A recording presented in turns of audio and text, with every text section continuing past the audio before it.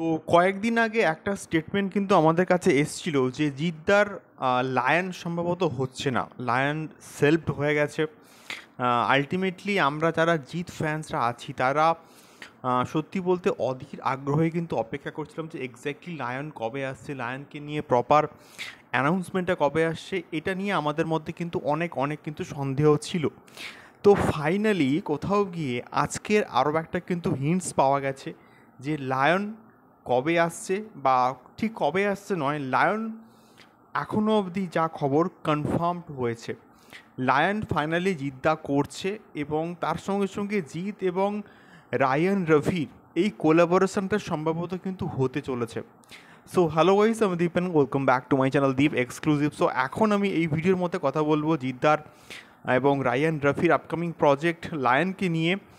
তো বিষয়টা হচ্ছে, রফি কিন্তু বানাচ্ছে হচ্ছে কি তাণ্ডব, এবং তাণ্ডব এমন একটা প্রজেক্ট যে প্রজেক্টটা সম্ভবত লায়নের সঙ্গে কিন্তু কোথাও গিয়ে কানেক্টেড থাকবে। অর্থাৎ লায়ন দিয়ে রফি কিন্তু একটা সিনেমাটিক ইউনিভার্স কিন্তু কোথাও গিয়ে তৈরি করছে, এবং এটা রফি কিন্তু নিজেই কিন্তু বলেছিল একটা ইন্টারভিউতে।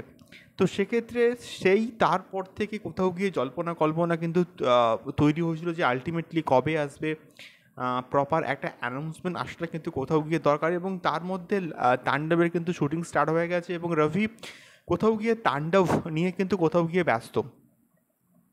সো সম্ভবত তাণ্ডবের মুক্তির পর কিন্তু রফি লায়ন প্রজেক্টে কিন্তু হাত দেবেন। তার কারণটা হচ্ছে এক্স্যাক্টলি আজকের একটা আর্টিকেল কিন্তু বেরিয়েছে TV9 বাংলা তরফ থেকে, এবং সেটা রিনাউন্ড জার্নালিস্ট ভাস্বতী ঘোষ কিন্তু তার অফিসিয়াল ফেসবুক পেজে কিন্তু কোথাও গিয়ে শেয়ার করেছেন। এবং সেই আর্টিকেলটাতে একদম লাস্ট কয়েকটা লাইনে এটা স্পষ্ট করে লেখা আছে যে জিদ্দা তার পরবর্তী ছবি লায়নে কিন্তু কাজ করছেন।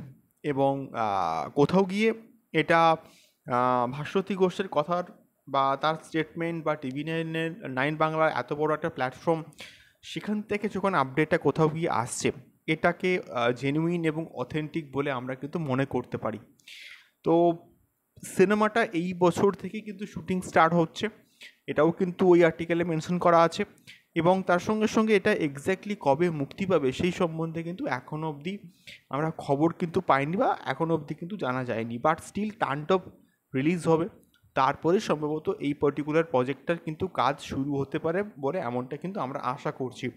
দেখা যাক অফিসিয়াল অ্যানাউন্সমেন্ট জিদ্দার তরফ থেকে কবে আসে। হঠাৎ করেই কিন্তু কোথাও কি চলে আসতে পারে। সো তোমরা কারা কারা এক্সাইটেড অবশ্যই কমেন্ট বক্সে কমেন্ট করে শেয়ার করো। দেখা হচ্ছে পরবর্তী ভিডিওতে। টাটা।